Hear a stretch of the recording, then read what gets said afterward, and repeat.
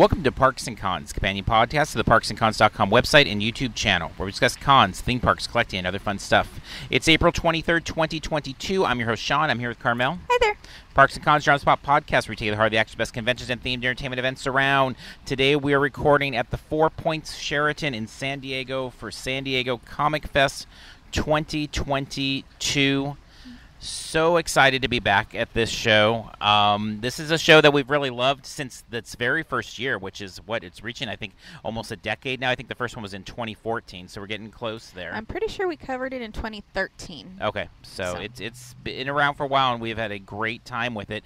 It was the last show we covered before the shutdown, so it is, and I knew this was going to be one that's going to be kind of one of those full circle moments, because when we were here, and literally here as we're recording this, if you're watching on YouTube, you'll see the big fountain behind us, or a fountain behind us with dolphins, and the exhibitor hall is just a little to my right as we're recording this, or our right as we're recording this. But we were all here, right here in front of the fountain. March 8th, we left of 2020. That weekend was a bit odd because there was this thing coming, and obviously there was a lot about COVID throughout the globe prior to it hitting, California.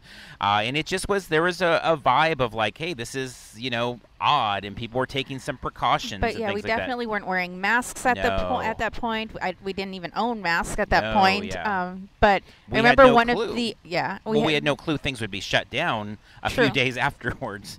Right, and then one of the artists, though, who was it? Was it author, artist in the signing?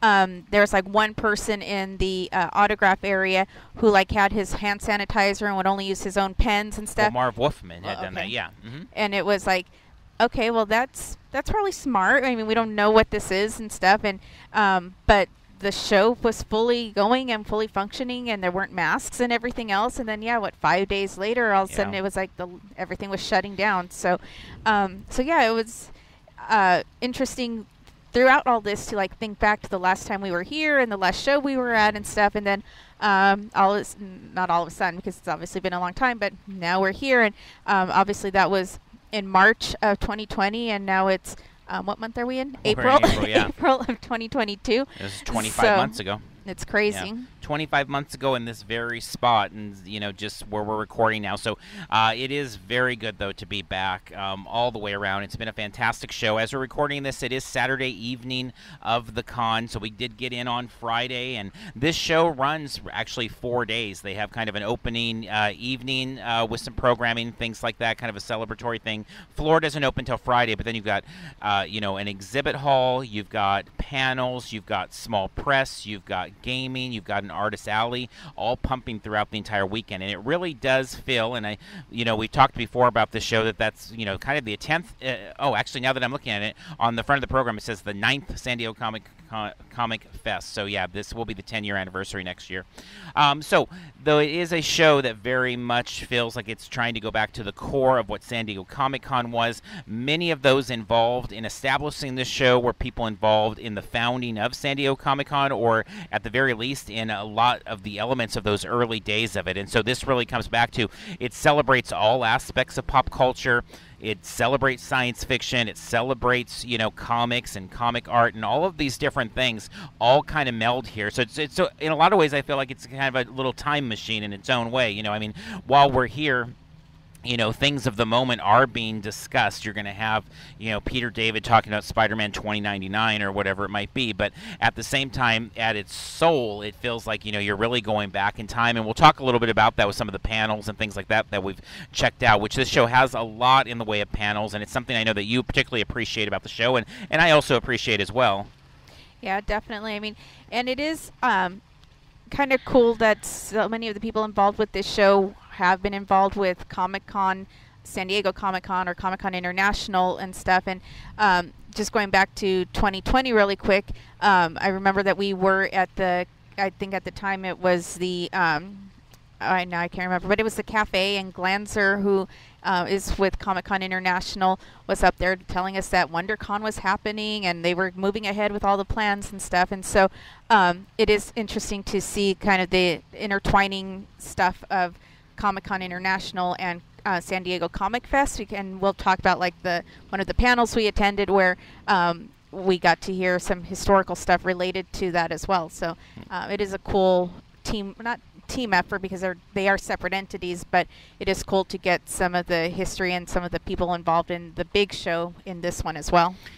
Yeah, I mean, at the end of the day, you're not going to have anything about fandom that's probably not going to touch on San Diego Comic-Con to some extent, or at least in California and San Diego. And so there's a lot of celebration of that here, and it really makes sense as a fit there. So one of the panels that caught our attention, though, as the event started, is they did have a Peanuts 100 Years of Charles Schultz panel, and that one actually I made my way in. They were having some technical difficulties, and there's a few things, so I didn't end up staying there long because we had kind of just gotten here, and I did want to get to the floor, and I gave it about 5 minutes, and they were just having some issues kind of getting things up and running. But I thought, these are the types of panels that I like that they do here, is these different types of celebrations. I mean, one of the themes this year is, or I guess the theme really is, the 101st celebration of Gene Roddenberry. He was born in 1921, and so celebrating his life. So there's a whole like Star Trek kind of track of things being celebrated as well. But to look at Charles Schultz and kind of talk about his life, I mean, the panel featured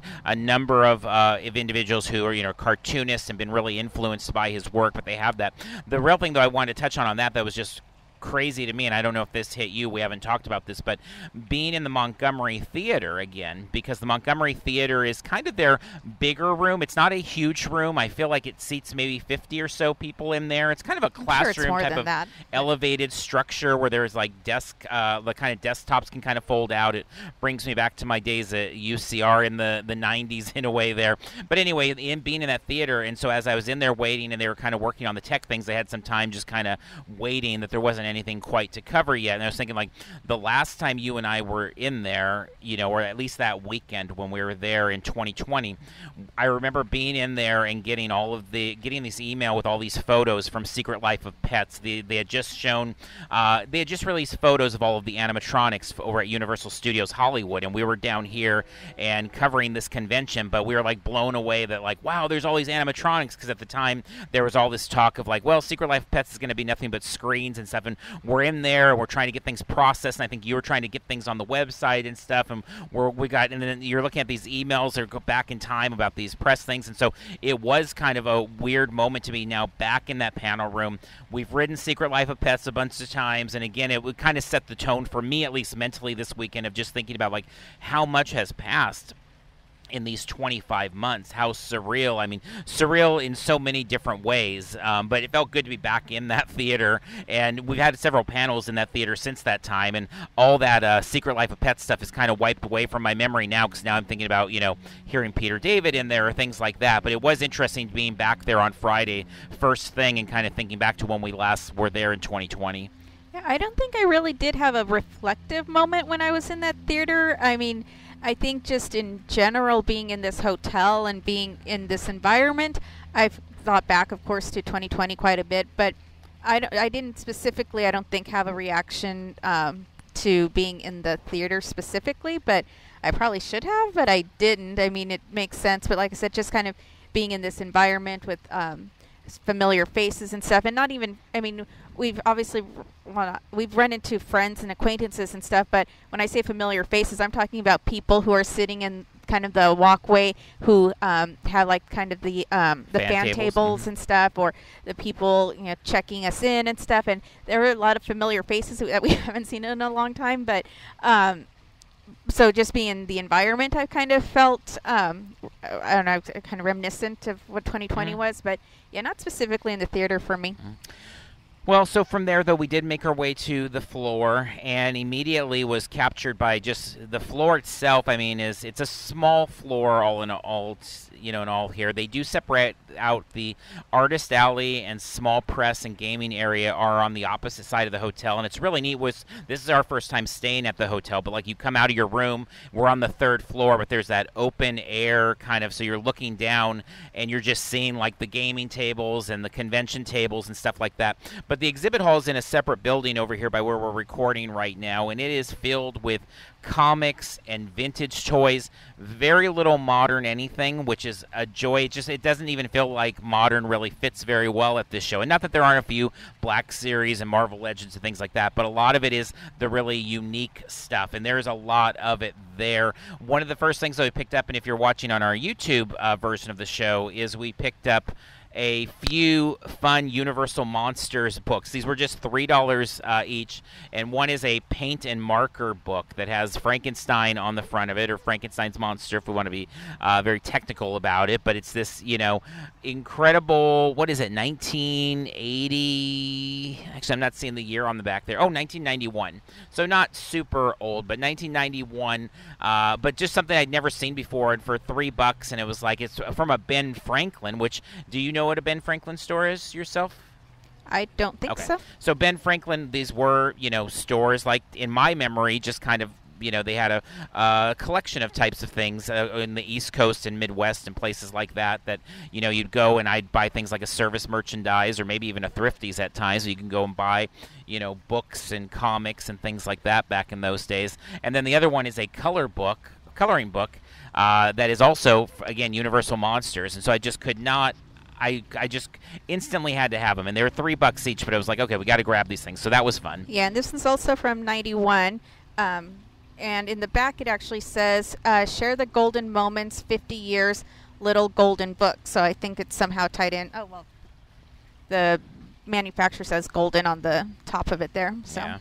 So, I mean, you have really unique stuff there. The booth that they're at, I believe it's Mark, if I remember correctly, the dealer there, who I love. We talk about all the time, with whether it's Comic Fest or TC's Rocket Con, places like that. He always has some great Mego, vintage Star Wars, $6 Million Man, all sorts of different stuff there. And so he had these and picked them up there. Picked up a couple $2 books from him as well. Went to another booth and picked up about 20 or so, I think it was 20 dollar books. And these were just, a lot of 70s and 80s, Incredible Hulk and Chris Starr and a couple random Fantastic Fours mixed in there. I loved finding the annual number 15 of Fantastic Four at that dollar price, because as the MCU becomes more and more eminent, it's more and more difficult to find dollar books when it comes to Fantastic Four. Power Pack number 6 with Spider-Man on the cover is a fun one there. Some Silver Surfer, Spider-Man 2099. It's just some fun dollar books. I was impressed that there were several booths with dollar bins and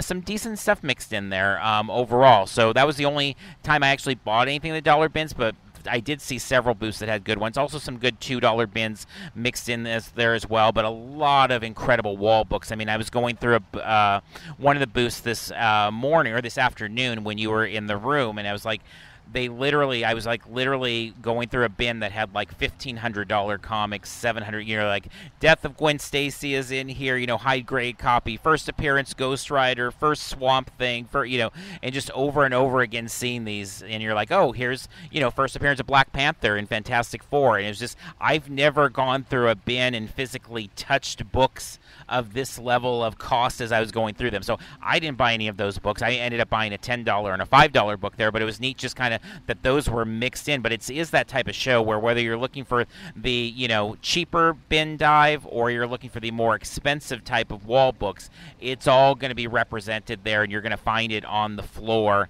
Even though it is a smaller floor, they're going to have a good mix of those things. And we haven't bought any toys as of this time, but there are a lot of great 60s, 70s, 80s stuff, even some 50s things on there. The only toy we have as of this recording, at least right now, is our friend Steve, who has a booth at the show as well, gave us a Terminator figure, and so we have that, but we haven't spent any money, although there's a Amigo Zera from the Planet of the Apes line that really is calling to me, so we'll see if we end up picking that up if it's still sitting there on Sunday. But there is a lot of beautiful stuff to see, Kenner Tauntaun in box, ROM figures. I said already, the Mark's booth has so many Megos, a Tarzan Mego, just things that are really fun to just see, even if not picking up. Back corner, one of the booths has just a ton of vintage Star Wars, all loose, but all packaged up in little, plastic kind of complete series and stuff like that, and some good stuff there too. And overall, I mean, based on what you've told me, because it's not my thing necessarily, but Most of the stuff has been reasonably priced, right? I mean, it's not been, which I assume is a reflection of them not having, I don't know what they charge for the booths, but I'd imagine it's not too much, relatively speaking, so they are able to charge fairly reasonable prices. That makes sense? Yeah, I think there's a lot of good deals that I've seen here. A lot of the good deals are above what you and I are going to afford, but yeah, a lot of good deals I've seen. You know, I think that as conventions go, you know, it's funny, when we go to Star Wars Celebration in a few weeks, I don't think we're going to see any deals at all there. I mean, I'll be shocked if we do. But here, I mean, I hope we do. We'll see. But here, I feel like there are several booths where you can go and find some good deals. And the one of the booths they found I mean, I missed it. I didn't get to that bin yet. But the guy standing next to me pulled out a Brightest Day first appearance of the new version of what they're doing with Aqualad and stuff. That's been all the hot thing, and pulled it out of a dollar bin. It's like a $30 book or something. So yeah, there's things to be found here for sure on the deal side of things. In that vein, actually, to say is like right where Peter David is even signing, there's a booth right across from him, and pretty much every convention we go to, the big guests, and Peter David's a big get here. Any book that people would want to get signed, they'll just be pumped up an extra $10, $15, $20 a lot of times. And here, you could pick up some books there. You could pick up like a Hulk 300 or whatever for like $5 for them. And so I think that's kind of shows that there are some deals to be had there. From there, though, we made our way to a panel, and this one, definitely credit to you, because I had no interest really in this panel, but it's the 30 Years of Wildstorm panel. And I didn't really have interest just because I personally I didn't grow up reading Wildstorm at all. Wildstorm in those early 90s is kind of a blind spot for me, and it's interesting because we're in this time now where the 90s is hitting really hard, and people want extreme, and people want, X-Force and all the Liefeld and all the, and I appreciate so much of that, what we have, but that really wasn't me reading that. I didn't really read comics from like 89 to about 95. So there's about a 6-year run there that was kind of my, end of middle school, all of high school, and it was just like playing basketball. I mean, I collected baseball cards, but I wasn't into comics. So Wildstorm and a lot of that early Image stuff is just, goes over my head. But you thought, well, let's check out this panel, and it was a really fun panel. I was actually very impressed with it. I found it really entertaining. Dustin Nguyen was on the panel. He was a real highlight. Clydeen Nee, who I'm not familiar with, but was a real highlight. She's actually managed Artist Alley at Comic-Con San Diego since 1987, and she spoke about, working 20 hours a day, literally, on her, 3 different old-school computers in the 90s, working for Jim Lee and trying to get these, books out on time and all of the stuff. Scott Dunbier shared some really great stories as well. All of them had fun stuff to say about, working with Jim Lee and what it was like to be at Wildstorm in the 90s, where, the veterans, the quote-unquote old people, were like in their mid to early 30s. And it was just a fun kind of freewheeling time is what, I mean, and I know I've heard that. We've seen that in the Image documentary talking about those variety of things, but it was really fun hearing this particular group, which I don't think we've heard maybe any of them on a panel before. I know Dustin Nguyen's been at a variety of things we've been at, but I'm not sure if we've actually seen him as part of a panel, and definitely not on Wildstorm. Yeah, I don't think so, but it was awesome hearing their stories and stuff. It was really interesting stuff. I mean, they talked about basically the way things used to be back when they were all starting and stuff, and obviously emails wasn't a really functional thing as when you're trying to send big graphic things, and they're talking about scanning stuff and literally having to go to the airport to drop off pages that needed to be somehow get to Canada, and filling out a form and someone having to go pick it up and all these other things. And literally putting the books like on a plane, like literally physically putting them on the plane to make sure they'd get there in time. And it was so interesting. Yeah, they were there was brought up that at one point, I think the Wildstorm office, they debated, or maybe it was a broader office, I'm not sure exactly which company they were referring to at the time, but they were talking about how they were heavily debating on whether to put the office in San Diego or in Memphis, I think. I believe so, yeah. Wherever the hub is for FedEx is, yeah. Because they wanted to go to wherever that was, because they could, if they were in the same town, basically they're cutoff time. Memphis, Tennessee. Okay. I just looked it up. Their cutoff time would be midnight, so they'd have like 3 or 4 extra hours to work on things if they were right near the FedEx hub. And so they almost had their offices out there, but instead, eventually, whatever prevailed, and they ended up in San Diego. But it was really interesting to hear those things. And they were talking about, using dial-up and AOL. And, well, Dustin, I think it was, when he said that whatever his handle is on, I think, Instagram, I think it ends in like 005, and he explained that the reason he has that 005 was back when AOL was a thing and you'd send you the discs and stuff and you'd get this free trial, that he would be like Dustin Nguyen 001 or 00, and every time he wanted his free trial, he added a number to his thing, and then at one point he got an image, I think, email address, and then he just became 005 at that point. So it was kind of cool to hear those stories, because of course I remember, us going through college. Oh, yeah. And I remember at one point having such difficulty because I was turning in a paper late, or I was trying to email a paper to my professor, and I couldn't figure out how to attach a document, and so my paper ended up being late because I couldn't figure out how to attach a document.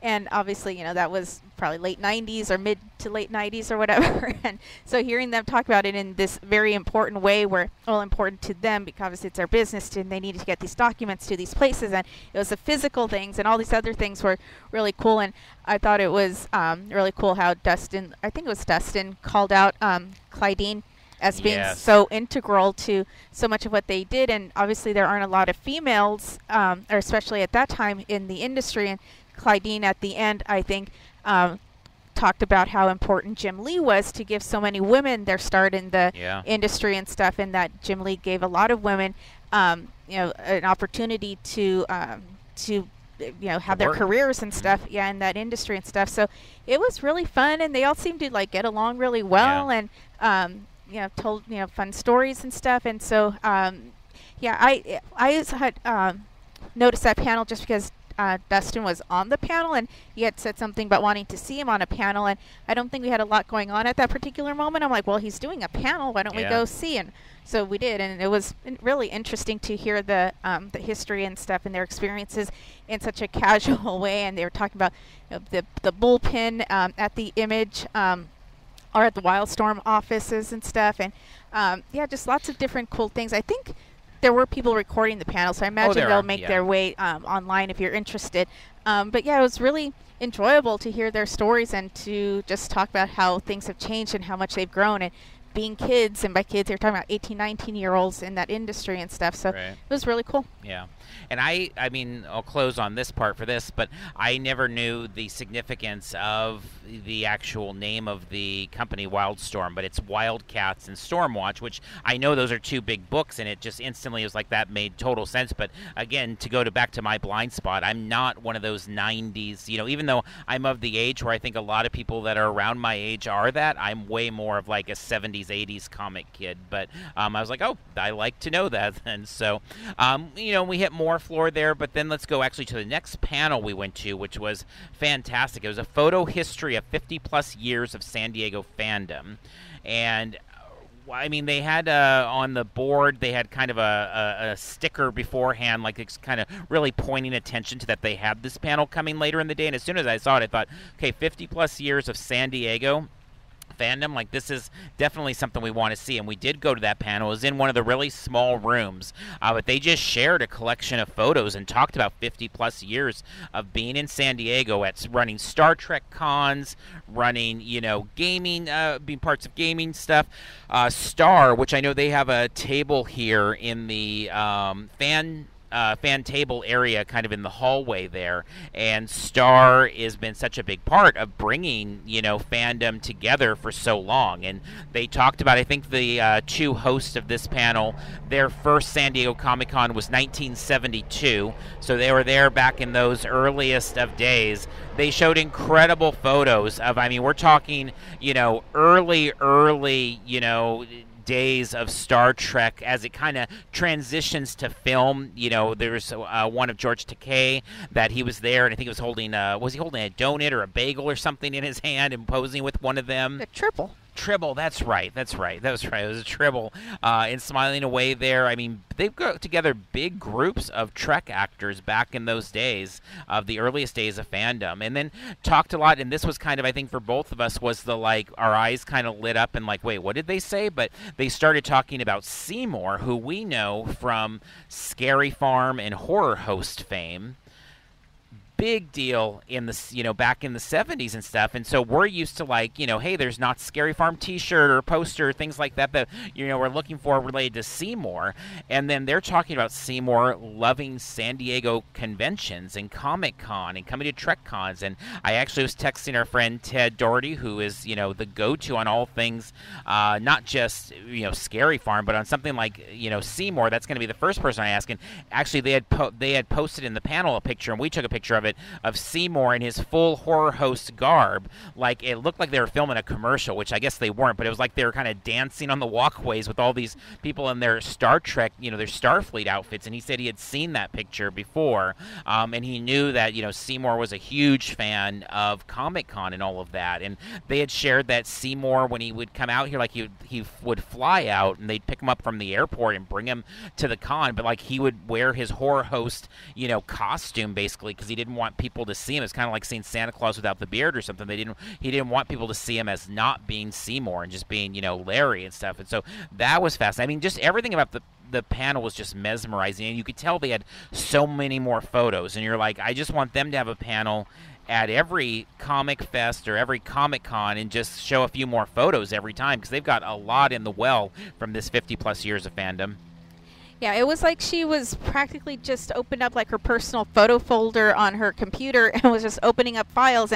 And at some point, the kind of slideshow that they had put together, they got through those photos, and so she pulled up some video that she just had on her computer, and it was like a commercial for one of the conventions that they had done. That was great, at the El Cortez, yeah. Yeah, that they did a Star Trek theme, and they had people. It was original series on the in the transporter room, yep, looking like Kirk and those ones, and they beamed down into the El Cortez hotel. Yeah, it was awesome. So yeah, she just had these things on her computer, and she just opened them up. I was trying to find the two panelists' names, but I can't find it, and I don't remember them offhand. I feel really bad, because they were both seemingly very involved with like Comic-Con International and a lot of different shows over the years, but I wasn't able to find their names in the program. We don't have with us they do for the panel programming. I mean, it's all online. Then they do a really beautiful program, a physical kind of book, a small book, but the programming itself is not all in there. All of the descriptions of the panels come in a supplement that they print out, which is fantastic and awesome, but somewhere along the day we either left it in the room or lost it somewhere. But anyway, great panel. Would love to see them do more in the future for sure.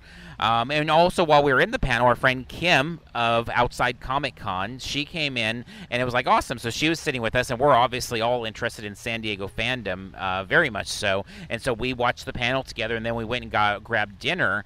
And dinner was really great. In their little, they kind of have, I don't know if I even call it a restaurant. They call it's Citrus is the name, but it's so small. It's more of like we're kind of eating in the bar in a lot of ways. But really tasty burgers, pizza, chips and salsa, all of that. So that was a nice kind of stop in at the little restaurant there.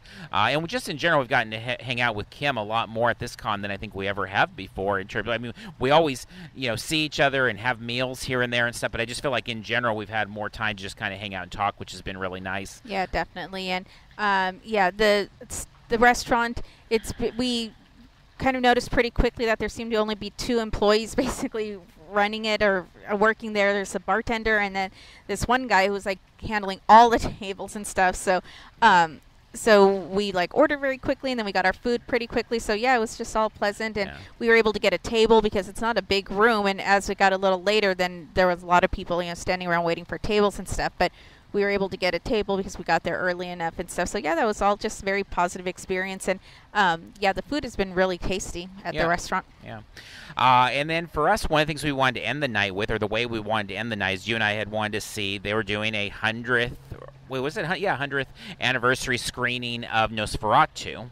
And so this is something, I mean, I have a Nosferatu shirt. I've seen chunks of it here and there over the years and love, you know, the character look and all of that. But just sitting in a dark theater with a bunch of fans, I thought this would be really awesome. And it was really awesome. We went, it's about an hour and a half movie. I will say I was so tired, just has been really busy with work. Work has been really, this is just a tough time of year for me and stuff. And not a lot of sleep, or not the amount of sleep I need, I guess.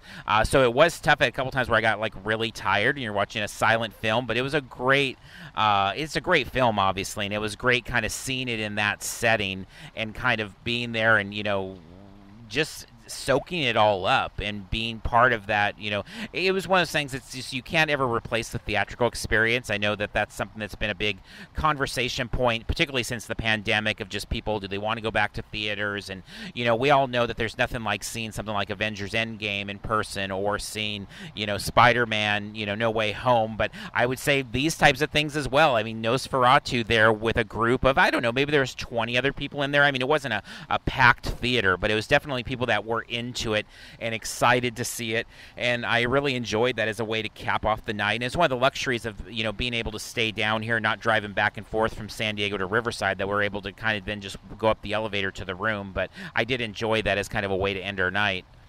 Yeah, definitely. And yeah, I guess I wasn't quite as tired as you were, because I was able to surprisingly stay awake the whole time and stuff. I did feel, I was concerned about the guy sitting in front of me. I don't know if you noticed, but I think he was also tired. And there were a couple times that his head like went back because he fell asleep, and I could hear his head hit the back of the seat. And so I was like, this guy's going to injure himself. But then he like adjusted himself, so if he did fall asleep, his head wasn't banging back; it was already leaning against it. But so you definitely weren't the only one tired in the room.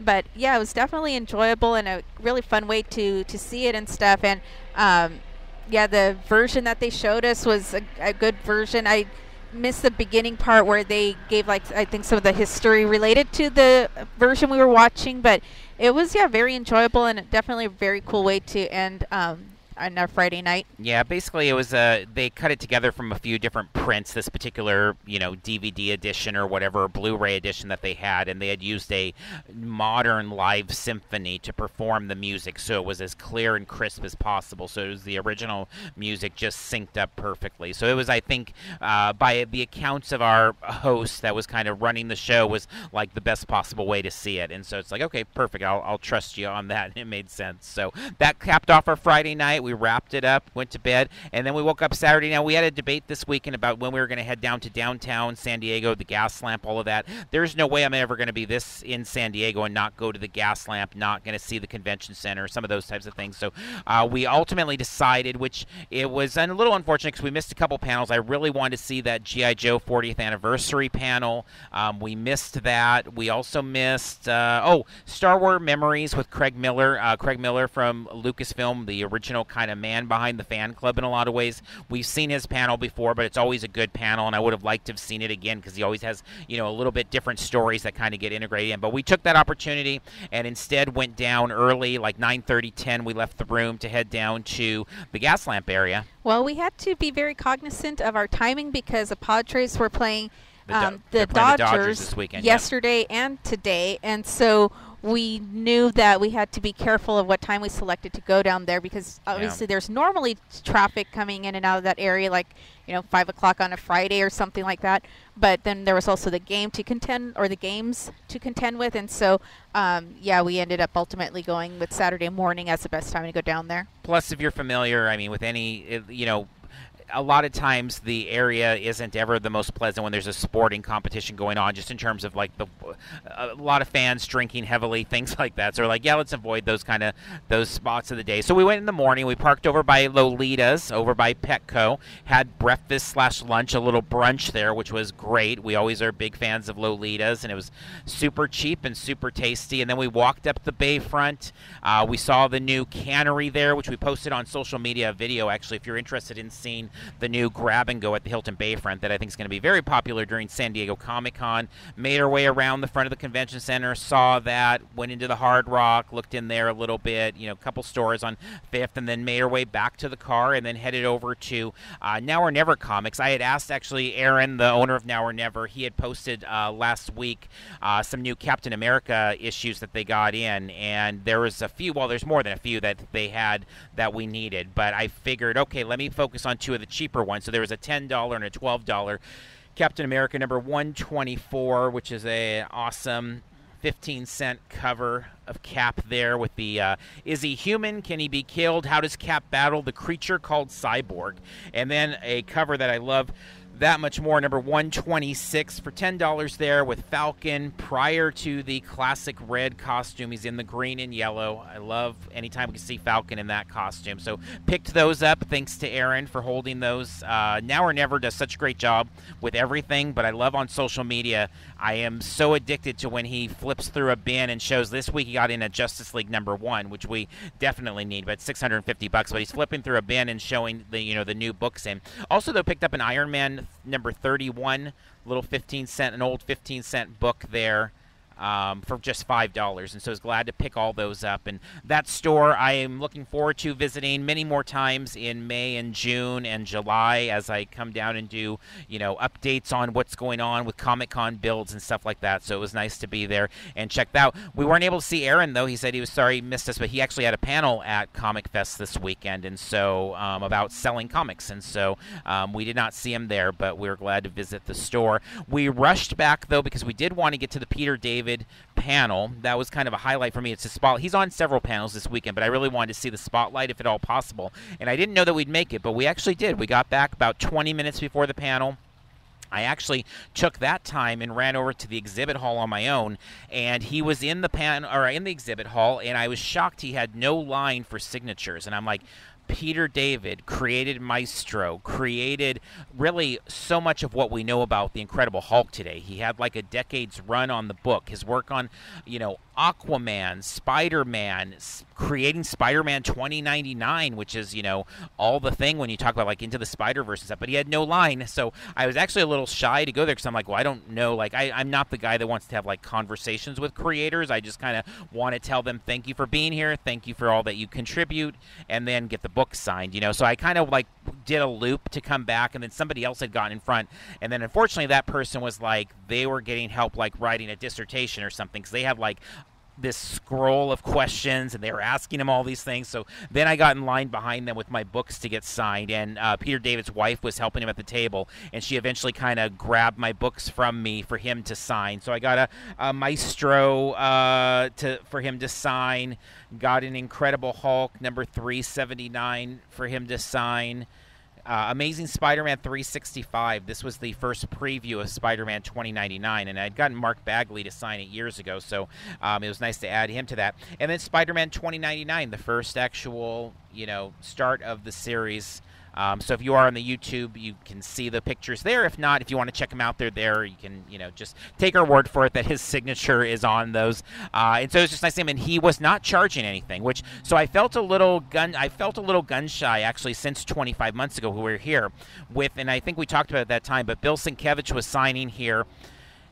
He took the book, signed them, and then all of a sudden as we're walking away from the table, he's like, okay, I forgot to charge you. And it was like, whoa, we didn't know you were charging, because that's not been a thing normally that comic creators charge. It's become a more modern thing. So I was a little, so I think he charged $10 a book or something like that. And so we had gotten like 6 books, but I'd imagine like, what if he had said $20? Like we would have to go to an ATM, or like that would have been so awkward. So with Peter David, he had like a tip jar out, a little box that's just for tips. So he was just signing for free. So at the end of him signing him, I thanked him for being there, for all of his contributions, and then I put $20 in the jar there. So just wanted to kind of give something back there. I'm sure he doesn't need the $20, but that was something I wanted to do, I guess. And then we went over to the panel, and I don't think remember. So we last saw him at Phoenix Comic Con probably 10 years ago or something like that, and that's the only other time I remember him being at a convention that we're at. And we did get him to sign some books there. Future Imperfect, particularly like first appearance Maestro type stuff, was kind of my focus back at that time. It wasn't so much the Spider-Man 2099 stuff, but we got to see him again at a panel panel here, and he talked about a lot of fun stuff. There again, those are panels that are going to make their way, to YouTube. We did not do video of any of these big panels this time around. We didn't really get much traction on them last time, so it's kind of like, okay, let's let other people do their videos and not try to compete in that market there. But I loved hearing him talk more about, the multiple personality disorder, now dissociative disorder with the Hulk. And I was thinking about that, and we talked about this off air, but just Hulk in the MCU, they really don't deal with that. Like, we get the smart, strong Hulk in Endgame, but they don't really talk about kind of the therapy or things that, however he gets there in the MCU, but that's such a big part of what Hulk has been since Peter David wrote him, is the idea that Hulk has all of these different parts to his personality, and much like what we're seeing Disney Plus work with dissociative disorder in Moon Knight, that was a Hulk thing that Peter David brought, and every Hulk writer since then, I feel like it's been either a small part or a large part. I think a lot of what Donny Cates is writing about right now, and it just all of a sudden hit me as like it would have been awesome to get an MCU Disney Plus series where they really dived more into that with the Hulk, but I don't think at this point we'll ever get that, because I think that boat has kind of sailed. But it is a huge contribution to the world of Hulk, and the only reason we get the Hulk that we get in the MCU in Endgame is because of Peter David. Yeah, I thought it was really interesting that, he talked about he had done a lot of research and stuff, and in his research he had found that lots of times the people who suffer from those disorders, it's a defense mechanism because of, having had whatever difficulties or whatever when they were young, and then they developed this as a defense mechanism. And he, basically was talking about how Bruce Banner could never get rid of Hulk because he was trying to fix him from the outside versus going from the inside, the psychological aspect, and that he really kind of delved into that aspect of things. So I thought it was, very interesting to hear, that he had done all this research and stuff in order to try to do well in, his portrayal of the disorder and stuff. And so, very... I don't remember seeing him 10 years ago or whatever. It didn't stick with me, at least not at this point in time. So to hear him, and he's great storyteller, of course, and stuff. And so it was really awesome to hear his tellings of the stories and stuff of how he came up with these things. And other stuff he referenced, like Aquaman, he talked about quite a bit and stuff. Yeah, I thought they did a really good job with his panel of kind of hitting the greatest hits and just kind of letting Peter David tell kind of interesting stories, just little one-offs about Young Justice, about Aquaman, about Spectacular Spider-Man, things like that. And so it was a solid, really, really good panel. So and then from there, we hit the floor again a little bit. We have planned to go to the Comic-Con because, as you said, David Glanzer normally comes out for San Diego Comic Fest, and they'll do with Rob Salkowitz like a panel of kind of looking ahead and looking back with Comic-Con, but that got canceled for this show, so that did not happen. So that kind of left a hole in our schedule. In the end, we hung out again with our friend Kim a little bit more and talked with her. I went and hit the floor. I grabbed a few more books, and I'll show them for our people on YouTube there. I grabbed Fantastic Four number 89, which was $10, and just anything old Fantastic Four, anything Fantastic Four these days I'm trying to grab, because I just think once it hits the MCU, we just won't be able to afford anything anymore. So it's kind of a race against time, because I just would like to own a few of them before they're not obtainable anymore.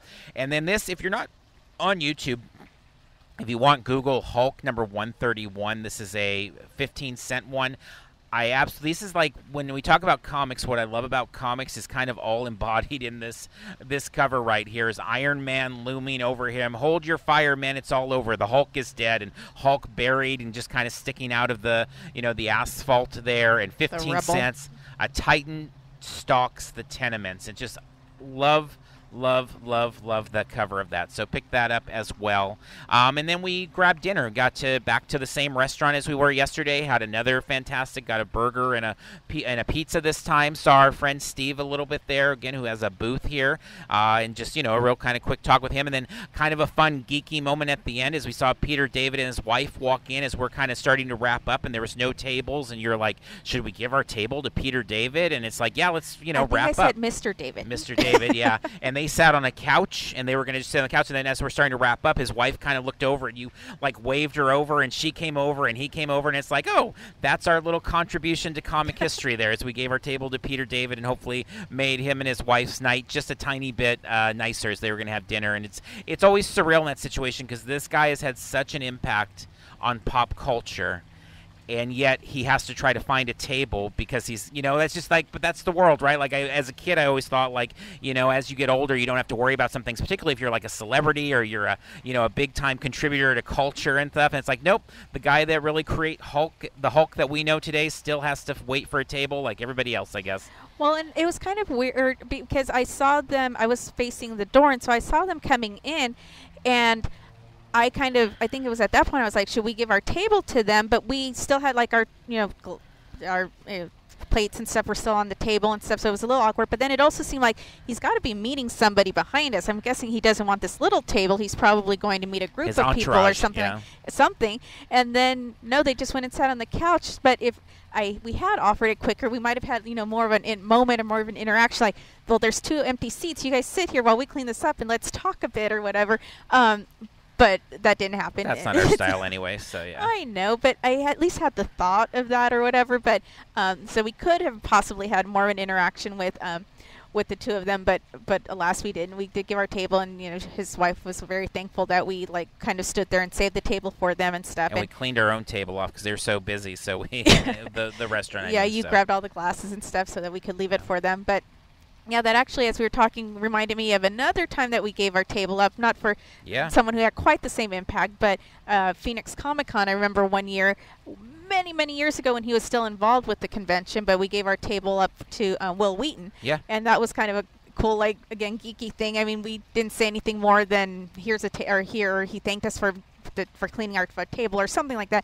And so it was like a very brief thing, but it's like we gave our table to Will Wheaton, and then today we gave our table to Peter David and stuff. So apparently we've, I don't know, it's kind of geeky moments or whatever, but both were kind of cool. Well, things. And that's part of what's fun about a show like this is it's small enough that you have moments, options like that, and you see people. Like I said, we've had more time with Kim.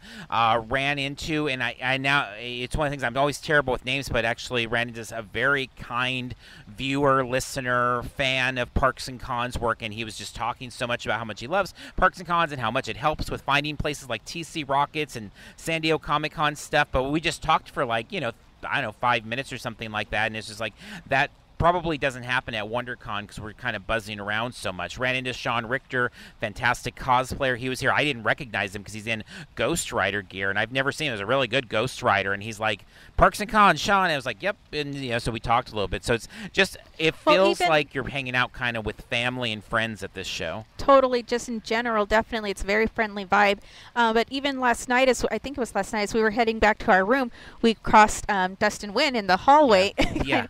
And you're like, I didn't recognize him because he was wearing his mask and stuff, but you're like, it's Dustin Nguyen. I'm like, oh, is it? And so I think he's staying on the same floor we are, probably in the same wing we are, but I don't know. We did. So, yeah, and then I feel like we've had other interactions with people and stuff, but yeah, it's just, it's small enough that you do run into people and you do have these interactions and stuff and can talk to people if you want to and stuff, because I don't think any of the panels have, or basically everything's pretty accessible, or at least has been and stuff, so you don't have to camp out in the room all day to see a panel and stuff. And so we have time, and we've had time to go back to the room and take breaks, and had time to go shopping, and had time to talk to people. So yeah, it's definitely very enjoyable thus far, and I think we were both hoping that that's what it would be, because things have been stressful in the real world stuff, and so being able to come here and kind of take a break and take things a little slower has been really nice. Yeah, definitely. So we will see how it goes Sunday.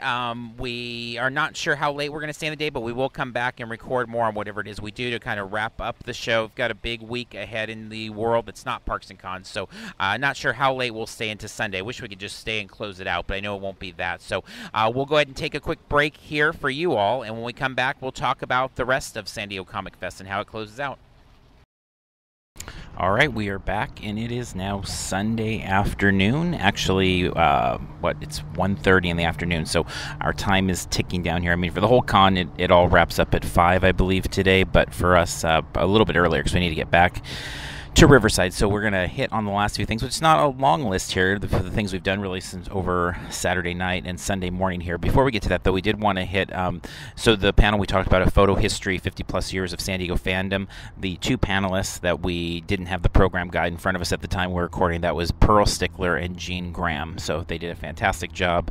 Would love to see them do panels all the time, every year, every con, whatever it might be. They did a really good job. So, but then going back to Saturday, as we wrapped up podcasting, our last thing of the night, we grabbed dinner back at the restaurant again, which was great, and then we made our way over to the comedy show. And they had a, actually, if you want to look up in the program the exact title of what the comedy show was, but it was over in the cafe, which I don't think we've talked a lot about the cafe this time. We haven't had as many panels in there as I think we have in the past for whatever reason, but that one and then the next panel we'll talk about for today, we're both in the cafe, and the cafe is just, it's kind of awesome because you can get snacks right there, you can get drinks there, they have a bar area as well, they've got photo ops, but then they have panels running throughout the day, so you kind of have, it's like a meal with your, entertainment there if you want to have that.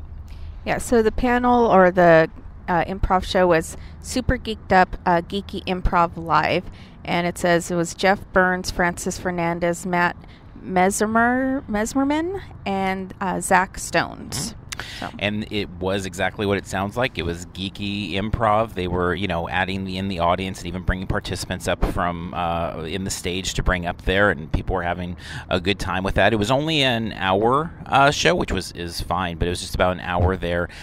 They had an auction running before it, and actually there was some pretty neat stuff. I guess I never really think about the auctions because even though as a kid I actually would go to some of the auctions and buy a few things at cons, as an adult we've never done that. But being in there, I was like, oh, there's some cool stuff there, but kind of a nice 1-2 punch for the end. And then actually we didn't stick around for it, but after that there was the Klingon campfire, and so there were some Klingon cosplayers and some Starfleet cosplayers that looked like that was going to be a fun panel as well. But once again, I'm just very tired these days, so by the time we hit that 8:30, 9 o'clock, I'm like, okay, I'm ready to head to the room. So it was a nice way to kind of wrap up the night and get a little bit of sleep as we come into Sunday then. Yeah, definitely. And I love that there is the evening entertainment and panels and stuff. I mean, seeing Nosferatu on Friday was really cool. And then to have the improv. And then I was tempted to stay for the Klingon campfire. But yeah, you were pretty worn out. And so it seemed like it was going to be amusing. I mean, there were quite a few Klingons roaming kind of the lobby area. I kind of chuckled at one point because there was a Klingon. I have no idea who it was or anything, but he was at one of the fan tables kind of standing there, and he was looking down, looking at something, but it was really cute because he had his glasses like normal glasses. And I'm like, I don't know that I've ever seen a Klingon wearing glasses before. That's kind of cute. I thought about taking a photo, but then that would have been really awkward, so I didn't. Yeah, so I'm sure the campfire would have been fun as well. But I love that there is this evening entertainment, and the fact that we're staying at the hosting hotel obviously makes it much more conducive to staying for those evening things, because more often than not we're heading back to a room somewhere else or whatever. But this time we were able to stay here, and so yeah, that's made it really nice for the evenings that we've been here. Definitely. And so then as we come to the morning, I made my way down to the floor, or really I made my way to Artist Alley and all of that as well, just the entire con. And what I tried to do was which if you are watching the YouTube version of this podcast, it's the background. It's just kind of a 10-minute loop, and took it from for our audio only people, took it from outside from outside the Sheraton there, and then inside through the alleys, and then down the fan tables into the exhibit hall. So it's just kind of 10 minutes looping there. I don't think we're at the Sheraton. It's the 4 Points. Oh, 4 Points. Hyatt or 4 Points. 4 Point Sheraton, I think. Okay, maybe it's a 4 Point something. Yeah. And then hit the exhibit hall floor and picked up a couple things. Just did about $15 in shopping there. Picked up a fun old Peanuts book, Good Grief, More Peanuts by Charles Schultz, Reinhardt and Company. It is the old art for the Peanuts crew there with the very rounded heads and all of that. So some fun little thing there for $4. Picked up some dollar books, Superpowers #1 and Spider-Man 2099 #15, and continuing a hunt to try to find as many ROMs as I can for a really low price before they decide to make a really hard announcement about some sort of media thing, streaming or whatnot, and then they become all $5 and $10 books and can't track them all down. And then my favorite thing of the day was the Man Wolf. This is a Marvel premiere, number 45. So this is right around when Jack of Hearts was premiered. And so Man Wolf, he premiered in Spider-Man, but this is his origin story, and it's just an awesome cover for our audio-only people. Look up, if you can, Marvel premiere number 45, and you'll see the very fun-looking artwork there on the front. So just $15 there. Still debating. I mean, we've got maybe an hour or so left after this podcast, so I might go and buy one or two more things on the floor, but that pretty much is going to kind of conclude the shopping time there. And then we made our way to the Hanna-Barbera Legacy panel, which was quite a lineup there. You had Willie Ito, Scott Shaw, Tony Benedict, all having, varying degrees of involvement with Hanna-Barbera over the years, but Willie Ito and Tony Benedict being there like in the earlier of the days. Willie Ito, he talked about, to kind of put in a place and time of where he fits into things. His first work was at Disney as part of Lady and the Tramp and the, Bella Notte, the spaghetti scene. So, you can't get much more iconic there to kind of start your career out, but he worked on, just about everything in Hanna-Barbera in those years that he was over there. And he said, actually, at one point, he said, fans always come and ask him, like, oh, did you work on this episode? Or what did you think of this? And he's like, after 10 to 12 hours a day of working on that stuff, he never wanted to watch any of it. And he would go watch, like, Filmation or other companies' work to see kind of what the competition was doing. But I thought that was kind of fun. But Scott Shaw, he said they were kind of his teachers, so he's a bit younger than them, but he had a lot to contribute as well. And it was just, it kind of is a neat panel to kind of wrap things up on, just because it is like that's what this whole show is about, is kind of the cornerstones of pop culture. And so they're sitting there and talking about their involvement in things and like why did Bam Bam,